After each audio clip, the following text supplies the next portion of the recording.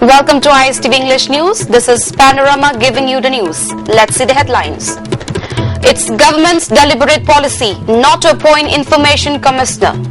Issue of no opposition leader is only excuse, says Trinamool Congress President Syam Kumar. The news in detail. Reacting to the statement of Chief Minister Oibobi, who said recently that the Information Commissioner cannot be appointed without the leader of opposition, President of Manipur Pradesh Trinamool Congress, MLA T.H. Syam Kumar, today emphasized that if the government is serious about it, it can take the necessary step to appoint the Information Commissioner. President Syam Kumar said this at the press meet where national spokesperson of the party, MP Derek O'Brien, MLA Dr. I. Ibohalbi, MLA K. Sarat and other office bearers were present. MLA Syam Kumar further said that the Information Commissioner cannot be appointed without quorum. But if the state government is determined, it can select an MLA as the leader of opposition and appoint the Information Commissioner. If the Information Commissioner is appointed, the many faults of the government would be exposed. That's why the Commissioner has not been appointed deliberately, Syam Kumar said.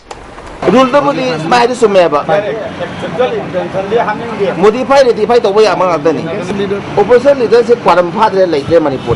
Later the Information Commission me America opposition government Tamois Ashen but Tamoishan but the party Sumatoni government with a day. America designated Toroga Happy I have neither. National spokesperson MP Derek O'Brien said the All India Trinamool Congress AITC has 46 MPs in both Lok Sabha and Rajya Sabha. This is the fourth largest party in the parliament. The party leader Mamata Banerjee has met with many leaders of different political parties and discussed various problems prevailing in the country. The AITC is not a party based on money and muscle power. The party MPs will take up the various issues of Manipur, including the Armed Forces Special Power Act in the winter session of the parliament. In the previous sessions too, the party had taken up and has always been supporting various issues of Manipur. At present, necessary process is being met to revoke the suspension of membership of MLA K. Sarat. Derek O'Brien expressed hope that the past differences and mistakes would be forgotten and let those MLAs of the party who have drifted away return to this party. Names of 7 proposed candidates of the party who will fight the next assembly elections were announced at the press meet today. They are Toiba of Wango AC, M.I. Khan of Kairao AC, Haikam Dingo of Sekmai AC, P. Premananda of Ketrigao AC, Dr. Y. Radeshyam of Hyanglam AC, T. Robindro of Thanga AC, and T.S. Beswanath of Langthabal AC.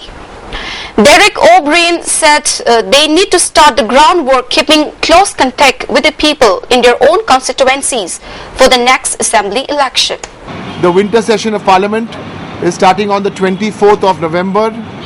I have just finished the meeting with the party, with the leader of the opposition and also the leader of Trinamool in the assembly and the MLAs, and I have discussed with them that once a week they will be sharing one important issue about Manipur, concerning Manipur, which we will raise in Lok Sabha and in Rajya Sabha. As you know, Trinamool is almost the most important opposition party there. So we will raise these issues in the floor of Parliament. Our party's view on AFSPA is very, very clear. It is written on our manifesto. Please read our manifesto. It is clearly written there. I don't know what games the BJP and the Congress will play, but our position is very clear. And interline permit, there also, you know, Mamta Di is fighting for the rights of the states. A 59-year-old man identified as Koizam Manihar of Tambalkong Sabalaikai has died after a keyhole surgery for removing gallbladder and appendix conducted at the Raj Medicity at North AOC yesterday. blaming the surgeon and the nurses' negligence for the death. Angry family members, relatives and friends of the deceased today erupted in a mob attack on the private hospital, damaging its properties, furniture, etc. Reports curled by the ISTV news from the spot while the attack was going on indicated that Manihar was first treated by Dr. N.G. Noren at Raj Medicity on November 10. Then he was operated on by the same doctor around 11 a.m. yesterday.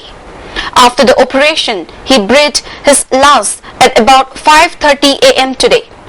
After the death of Manihar, demanding from the management of the hospital to produce the doctor in question, family members and relatives started attacking, laying their hands on any object they could find at the private hospital, breaking window panes, furniture, etc. Later, police came and brought the situation under control. Family members demanded that the doctor and nurses who are negligent in treating patients must be punished.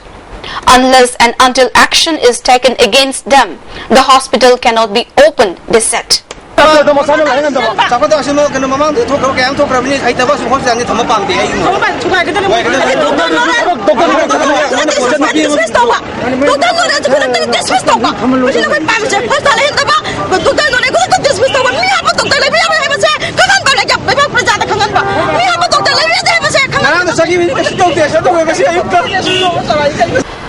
the national and international news.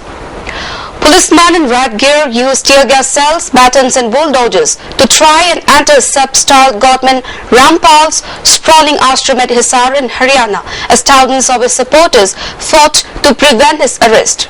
Rampal, who faces arrest in a murder case, has been hiding in his Satlok ashram for nearly 2 weeks. Rampal supporters targeted the police with gunfire and stones as a standoff brewing for 11 days boiled over on Tuesday.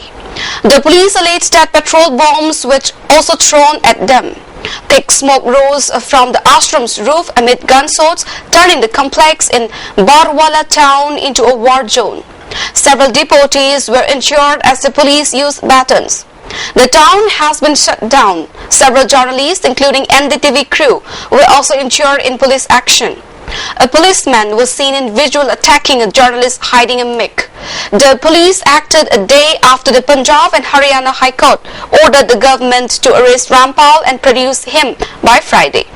The spiritual leader has managed to avoid arrest despite 3 warrants with a massive contingent of men, women and children forming a human cordon outside the ashram. India and Australia today established a framework for bilateral security cooperation as they stepped up their defense collaboration for advancing regional peace and combating terrorism, among other challenges. Prime Minister Narendra Modi and his Australian counterpart Tony Abbott held talks and agreed to establish a framework for security cooperation to reflect the deepening and expanding security and defense engagement between the two countries. They established a framework to intensify cooperation and consultation between Australia and India in areas of mutual interest. I greatly welcome the new framework for security cooperation. Security and defense are important and growing areas of the new India-Australia partnership for advancing regional peace and stability and combating terrorism and transnational crimes, Prime Minister Narendra Modi said in the statement to the media at the joint press conference with PM Abbott. Prime Minister Narendra Modi, who is on a 3-nation tour, has been described caustically as an NRI by one of his sharpest critics, Bihar politician Lalu Yadav. Narendra Modi is no more the country's Prime Minister. He is an NRI. He has bought some media who chant his name. Photographs are being taken of fake cleanliness drives. The media is portraying that Modi's popularity is booming abroad when there is trouble at our borders, Mr. Yadav, the former Bihar Chief Minister, said on Tuesday, adding to the litany of opposition barbs by the Prime Minister's foreign visits. On Sunday, Congress leader Salman Khurshid had questioned the large crowds at Prime Minister Modi's events abroad and suggested that people were flown from India to cheer for him. It is easy to gather a crowd and give speeches. If you don't believe me, check flight tickets, Mr. Khurshid was quoted as saying by a news agency. In a blog, Finance Minister Arun Jaitley sneered at Mr. Khurshid's fascinating claim. Referring to Prime Minister Narendra Modi, SP Supremo Mulayam Singh Yadav termed Gujaratis as liars. He said, Gujarat ke logo ko jhut bolne ki aadat hai. Gujaratis have a habit of lying, said a report. Mulayam said that all people who fail to deliver on their promises are corrupt. Mulayam made the remarks while addressing the Samajwadi Party's National Women's Conference in Lucknow on Monday. With an eye on the 2017 Assembly elections, Mulayam berated Narendra Modi for his alleged false promises of empowering the country's women. The SP chief also blamed distribution of laptops as the main reason for the defeat of his party in the Lok Sabha elections. Mulayam also questioned about the whereabouts of Modi's wife, saying, a man who talks about empowerment of women, someone should find out where his wife is. He also slammed Narendra Modi's Clean India campaign. The real cleanness could only come through poverty alleviation, he added. The Medical Council of India MCI has summoned over 300 doctors to question them on an anonymous complaint that they have been bribed by a pharmaceutical firm. Reacting to the complaint, the MCI has said that it has already questioned 166 doctors. The probe is at an initial stage and the MCI is just questioning on the basis of allegations. According to a complaint, an Ahmedabad-based pharmacy company has been paying doctors lakhs of rupees for prescribing its medicines. The minority government headed by Devendra Fadnavis in Maharashtra could consider itself one a party which Hatley's support has indicated that's not a reliable offer. Sarad Pawar today asked workers of his NCP to be ready for another election. In last month's election in Maharashtra, the BJP won the most seats but did not clear a majority. Mr. Pawar had, within hours of the result being announced, offered unconditional support to a BJP government. But Mr. Pawar has a reputation for being an unreliable partner. His announcement today will bolster that perception. Mamata Banerjee, the Chief Minister of West Bengal, says that she is willing to join a coalition that includes her arch rival, the left, if the Congress takes the initiative to form the group. Ms. Banerjee, who in 2011 ended the LAP's 34-year-long run in Bengal, made it clear, however, that any partnership would not extend to her home state. She was present yesterday in Delhi at a conference to commemorate the 125th birth anniversary of India's first Prime Minister and Congressman Jawaharlal Nehru. The event was organized by the Congress and the BJP was not invited. Well, that's all we have for now. But before we wind up, let's have a quick look at the headlines once more. It's government's deliberate policy not to appoint information commissioner. Issue of no opposition leader is only excuse, says Trinamool Congress President Syam Kumar. Thanks for watching our news, and for more updates, please stay tuned.